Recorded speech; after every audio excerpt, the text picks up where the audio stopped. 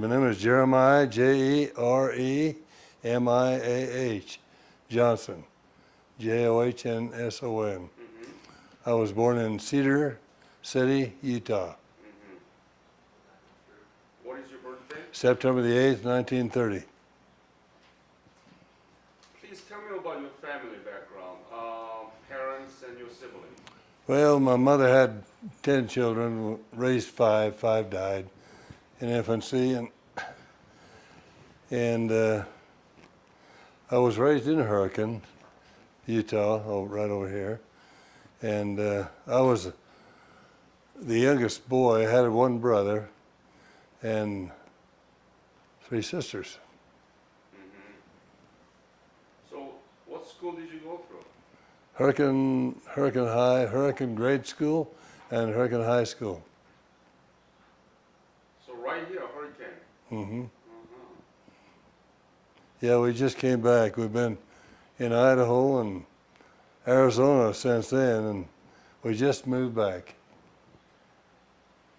So when did you graduate? 1948. 1948. What did you do until Korean War broke out in 1950? Well, I went to Salt Lake. My father took his own life, and I left home and went to Salt Lake and got a job on the veterans hospitals up there. And I worked there probably 6 months and was drafted into the Korean War, into the Army, when Korea was starting. Do you remember when you were drafted? July, do you remember, honey, July? July is something. You were drafted in 1951. Yes. Right? So you knew that the Korean War broke out. Oh, yeah. You were drafted, right? Yes, I knew all about it. How did you know? How did you come Oh, it was just news, in the news. in the news? Yeah, it was. What people talked about it? Well, they talked about it too, yeah. Anytime something happens that involves us, we're always trying to keep people free everywhere we go, seems like. And so everybody has a real dispute why, if we think it's unfair, our country seems to think they ought to go help them out, and that's what we did in Korea. Did you learn anything about Korea when you were in high school? No, I didn't. We didn't teach us about Korea. And so when you were drafted, did you know that you would be dragged into the Korean War? No, in fact, I tried to avoid it. I tried to get deferred because of the job I was on, because they needed brick masons real bad then, and so I tried to get them to defer me. They wouldn't do that, and so I was drafted, and I went through basic training, and while I was in basic training, they sent a rumor around that the 82nd Airborne Unit was going to go to Paris. Well, I thought that sounded better than Korea, because they were fighting in Korea, and I didn't think that'd be a good thing. So I joined the Airborne, and they sent me to Fort Benning, Georgia, where I went through school, jump school there, and I graduated from jump school, and they shipped every one of us that graduated straight to Korea. Remember, when did you leave for Korea? I don't remember the dates. It was right after graduation from So it's 1951? something like that. Okay. I don't remember the date. Where did you go and how did you go to Korea?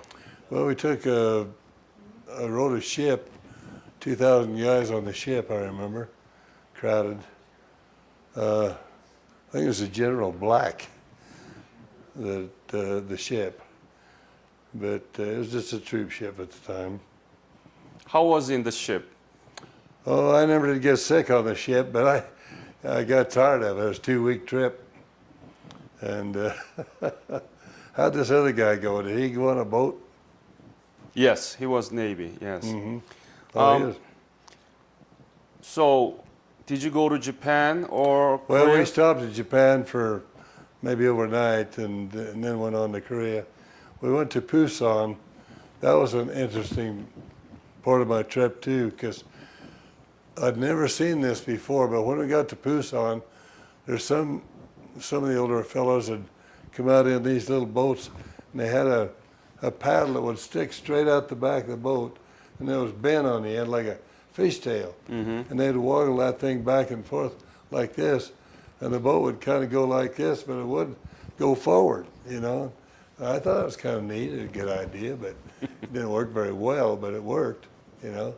And they'd go out and sit down way underneath us, probably 20 feet down from the deck on the boat, and just sit there and look up, and guys would throw oranges to them and fruit, apples and so on.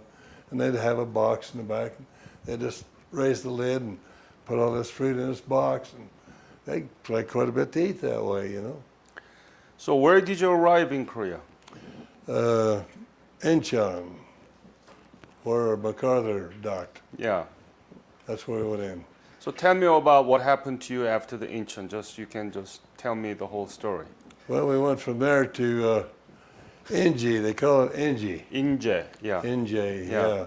There's a river there, and they left us there for 2 weeks just to get acclimated to the weather, you know, and the area.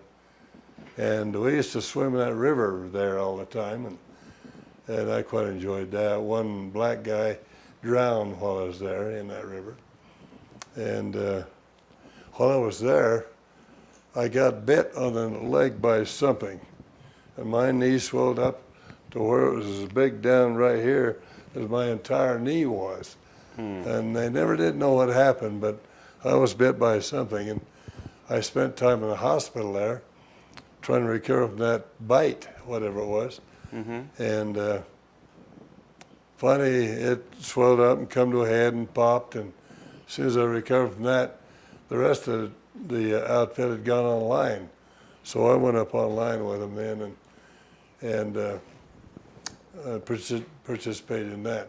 We had to build our own bunkers. We had lots of communication wire, telephone wire, stretched along the back of the hill from when the war started, actually, that, you know, artillery would damage it, so they'd just string another wire rather than try to patch the one.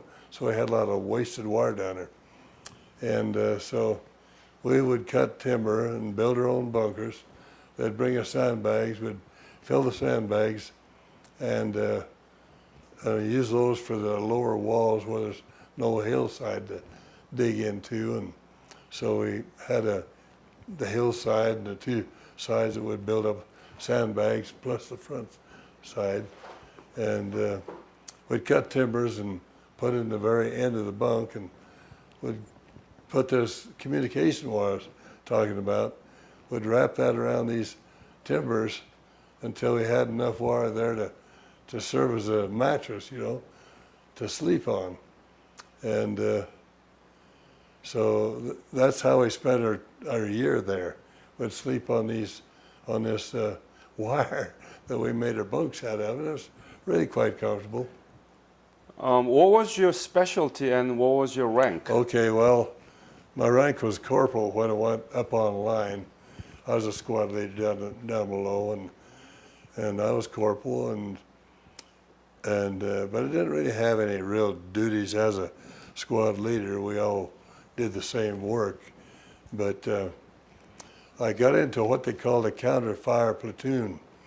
Now that's the only thing I think you might be interested in. They would record the muzzle blast, the sound from the enemy artillery. You understand? And so sometimes it was back 2 and 3 miles back in the north, you know. And so we, with our outfit, I was only attached to a line company for food only. And so we were independent from the soldiers that were in the trench all the time. And what they would do, I was operating a piece of high-tech equipment at the time, and I have pictures I can show you of that a little later. But anyway, it was a little machine about this square, and it was about that high. And when the enemy artillery would start firing, why, we would record the sound. But we had 3 microphone set up on the forward slope of the hill, out on the forward slope. And we had our bunker right behind the hill and within 100 feet or less of that. And so when an enemy gun would start firing, why, we'd call the other team. We always worked in teams. One team was 70 yards from us, from the other team. And so we'd call them. We had phones that we'd set up, and we'd call them and tell them to turn the machine on. And so if the gun that was firing was closer to their end, why, they would send a guy out in what we called a stop switch hole. Would dig a trench from where our bunkers were through the hill and out to the forward slope, and they would go out and drag a cord with them that's plugged into the machine. And when they get out there, as soon as a gun would fire again, why, they'd push a button, and the magnetic thing in the machine would pick up the sound and hold it. And so they would work out these. We had 5 buttons or 4 buttons on top of the end of the machine. You look into a scope, and the sound would make a whole mess of just little green lights, little green strings like that in the scope.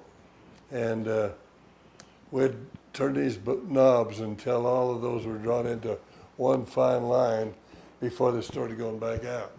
And then we'd stop and read the machine numbers. And then I'd pick up the numbers from our bunker and the ones from the other bunker, and they'd plot it on a topographical map. After they run it through a protractor and got the azimuth to the gun from each one, and where it crossed out on the map was where the gun was. So you are actually locating. Yeah, we located the guns. Yes. And did you learn anything about this technology or the knowledge before you joined the Army? Never heard of it. So you learned everything from Army? Very few people even knew about it. And in fact, they gave us a special hand grenade to put on the end of that thing if we were overrun. They want us to stand the thing on its end and put this hand grenade on there, and it would burn with such extreme heat they would just go right down through and destroy it. It must have been a very dangerous job because you have to locate the microphones in the mountains and you go there and check We had to go out. out in front, yes. But I never was what you might call worried about being killed there. I mean, we were on a long sloping hill, and the guys, the North Koreans could never get within rifle range of us without being seen. So I didn't worry about the rifles. And I got so good at hearing the sound of the artillery, I never worried about that either. In fact, I used to tell the guys in the trench when our little section of the area was being shelled, I'd wait, and when I'd hear the gun fire, the gun would always fire quite a while before we'd even hear it. And when I'd hear it, why, I'd give it a little time, and pretty quick I'd hear the shell coming through the air. And if I could hear it, I knew it wasn't going to hit us, because it only hits you when it's coming right at you. So these shells, if I knew it was coming at us, I'd tell the guys in the trench, now, get down, time to get down. So they'd squat down the trench, and this shell would hit the hill and splatter all over, and it wouldn't hurt anybody. But were you ever wounded? yes. Where? How? Tell me about the day that you got wounded. Well, one time our machinery operated off in a battery, and so the battery went dead. So I had this battery in a pack on my back, and I was heading up to where the other bunker was, so I could get a brand new battery, so we'd keep picking up these shots, and a shell come in and hit the mountain right close to me, and the shrapnel just flies, when it explodes against these big rocks, and that's what happened. It flew, and some of the shrapnel come down and hit me. Where? On the hand, while I was holding this back, carrying this battery. So what happened? Did you go to hospital or? Yeah, they sent me down to get a tetanus shot. They was afraid that I would maybe get a, bacteria or something off of it. Did you get recognized with the Oh medal? yeah, I got a Purple Heart out of it. For I got a board in here. I can show you. okay. What were you thinking? You were fighting in a country you never heard of before, and you didn't know really about this country, and you were right at the front line, risking your life. What were you thinking at the time? Well, I knew what communism was, and I knew that's what they were the North was trying to do, was bring communism to the entire peninsula, and so I was willing to go over there and donate whatever time I could, if I could do some good, and help prevent communism from taking over, because, if you just sit back and let it happen, well, it'd be over here next, So it was a matter of stopping it before it got spread too much, I didn't mind giving my time for that, not a bit. What was the most difficult moment in your service in Korea? The only thing that I really had difficult was the attitude of a lot of the guys. They just complained all the time about being there. And in fact, that's the only place I felt like I gained much over the rest of them, is because I asked the lieutenant one time, I got a little bored at, picking up all these shots and just calling the information back to the Fire Direction Center back in the rear where our artillery was.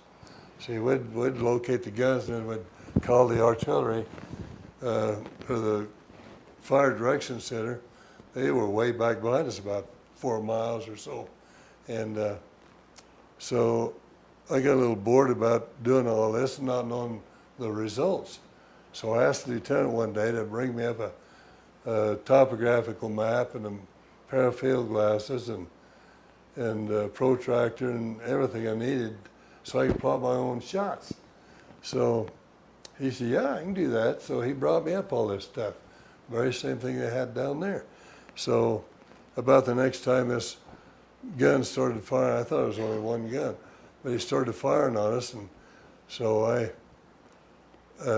recorded, everything that we usually call back, and I took those figures and protracted them out and got my azimuth from my position to that noise, and one from the other team to the noise, and I found out where they crossed out there on the topographical map.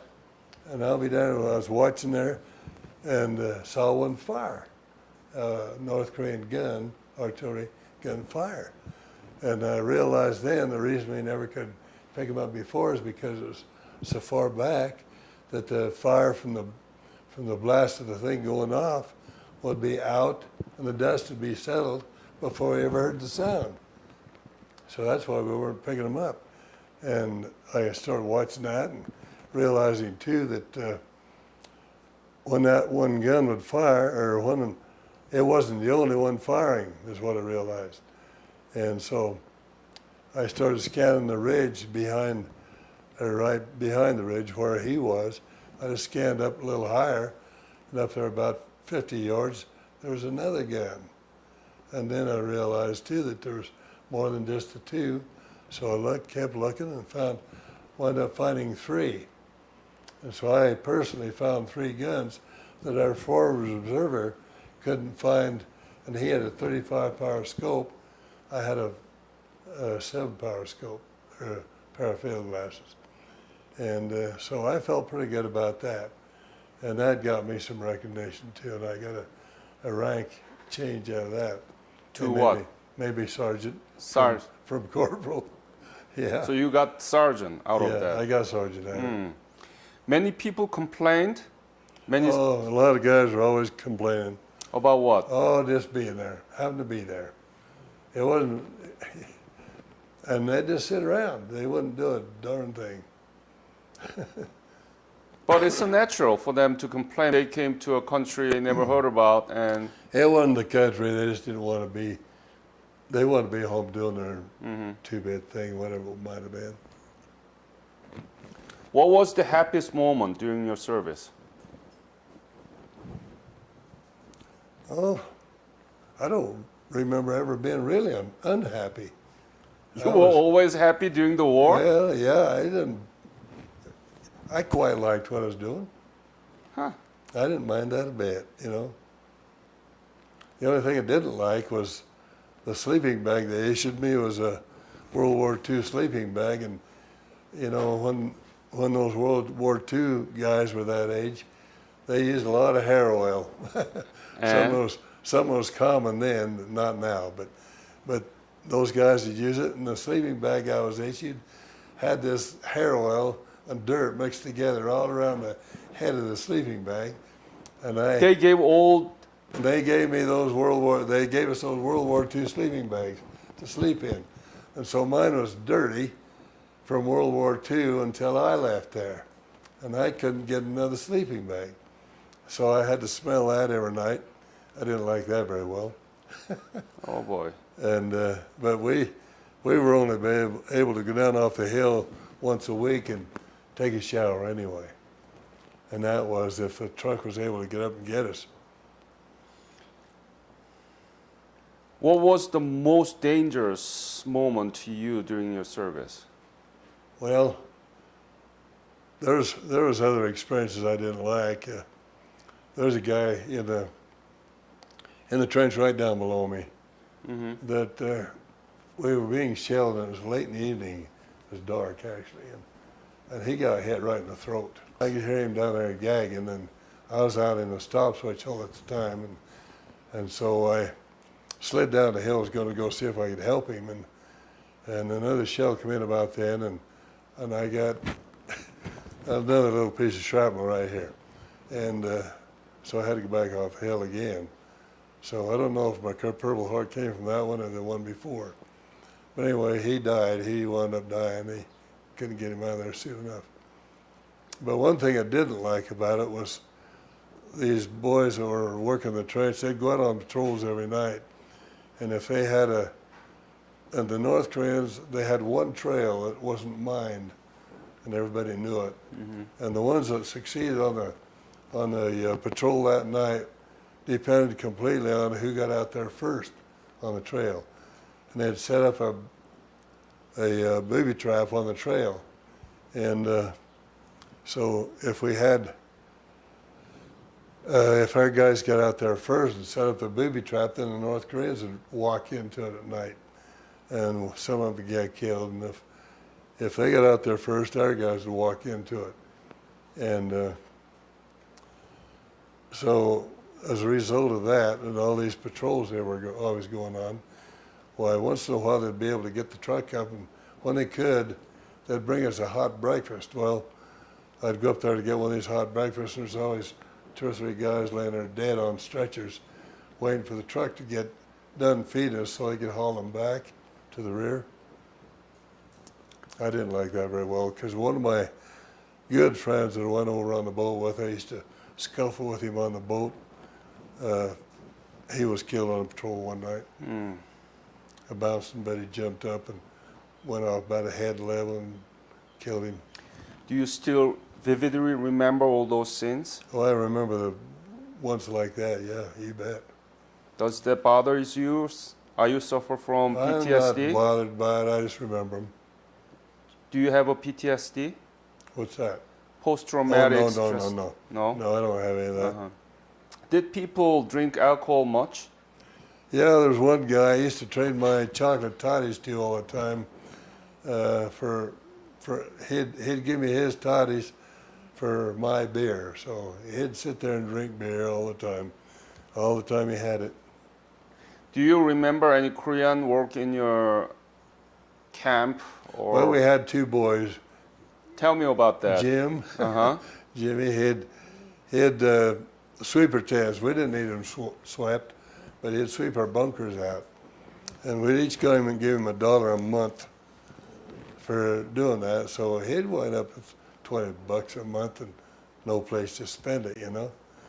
But he liked it. It gave him something to do, and he was an orphan boy, and so we was glad to help him out.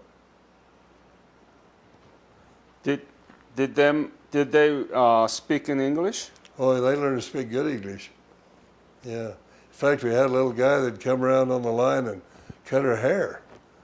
He couldn't speak English, but he did a pretty good job of cutting her hair.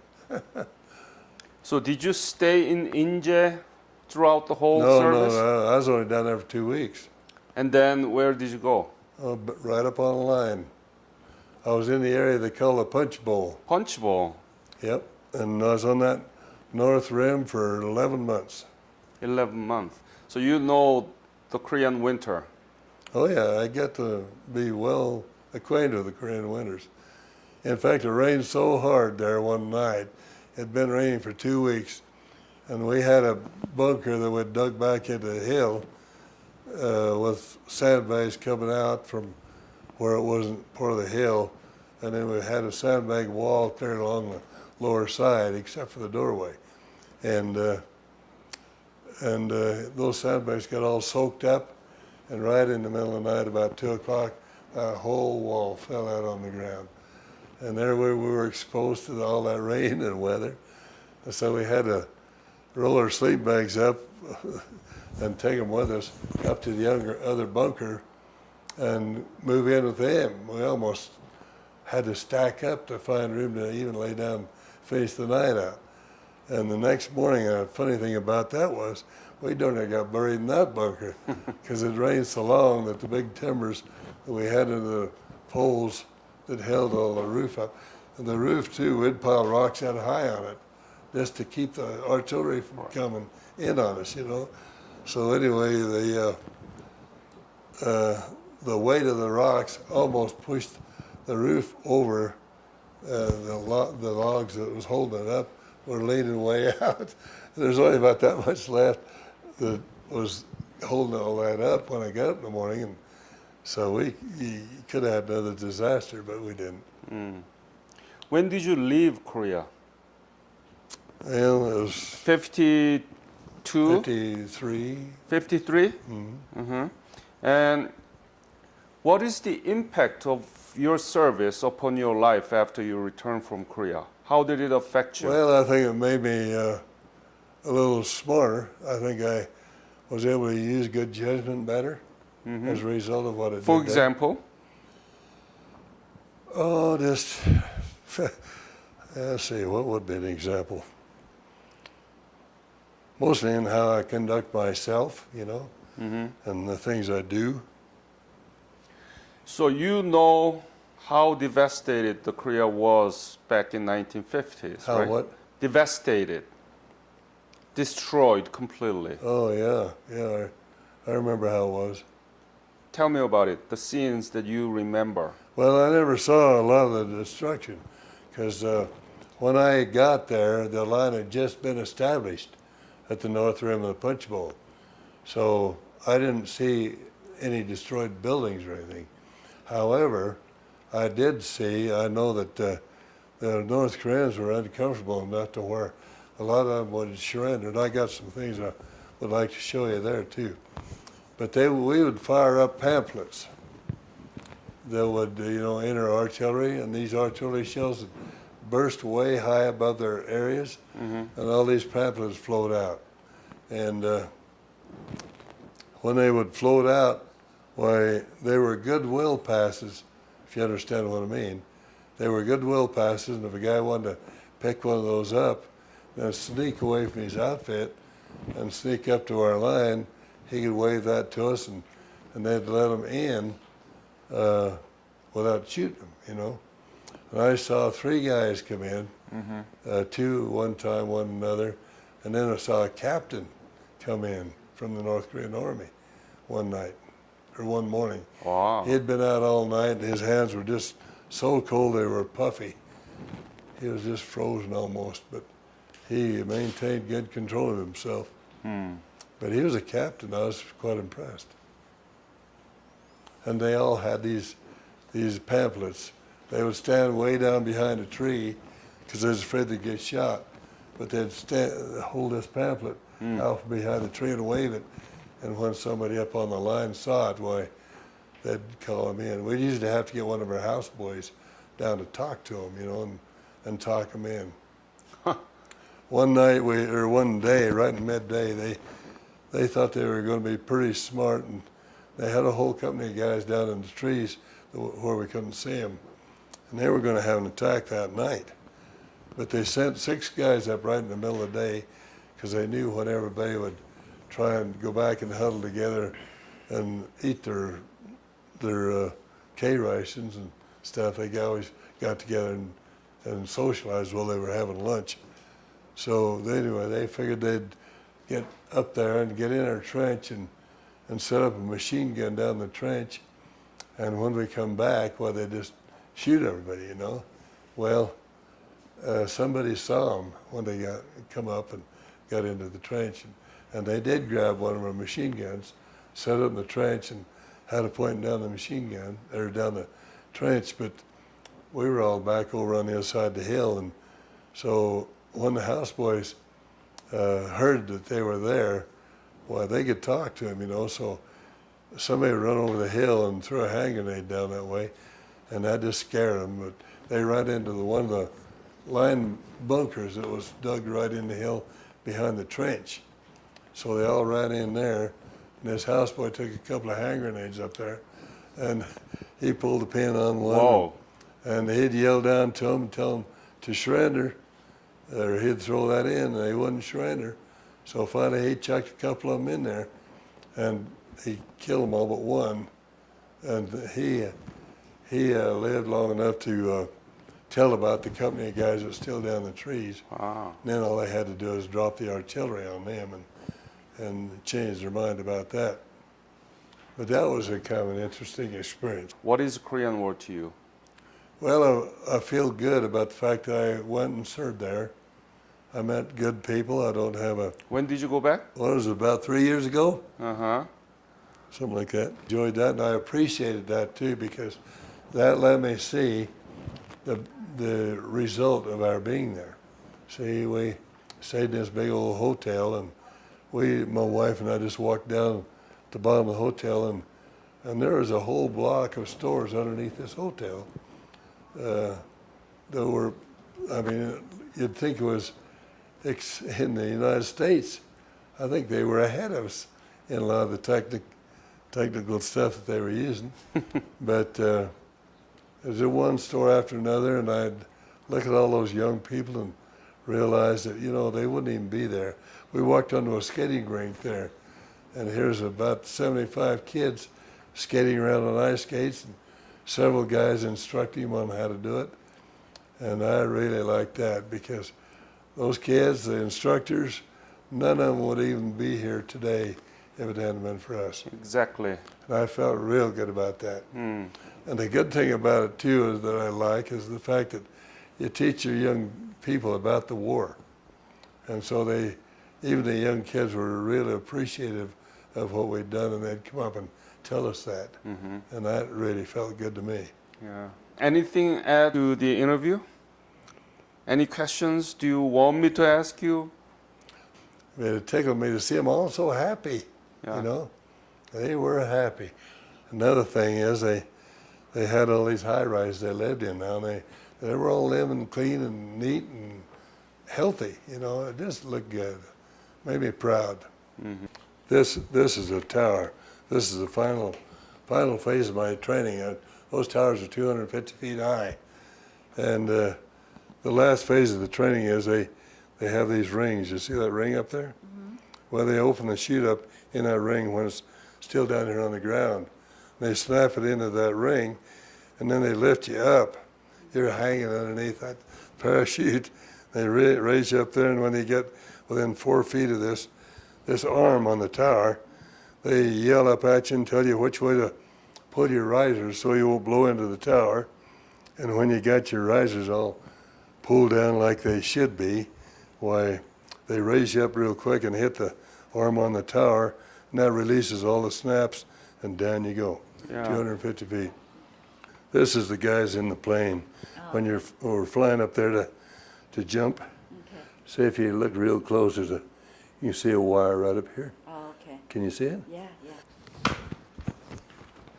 This is one of those pamphlets that we fired up to them, and it was these that that captain had in his hand.